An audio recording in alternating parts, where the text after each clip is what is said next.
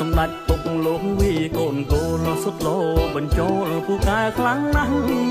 តិចនិចពិតជាត្រង់ច្បាស់ទឹកដៃជើងចាស់រហាំងរហួនតិចនិចពិតជាត្រង់ច្បាស់ទឹកដៃជើងចាស់រហាំងរហួនរាងកាយដងខ្លួនសង្ហាសំសួនកំឡាំងពលលែងមួមមួនតែឈ្នះខ្លួនស្ទួនគ្រប់វិញ្ញាសា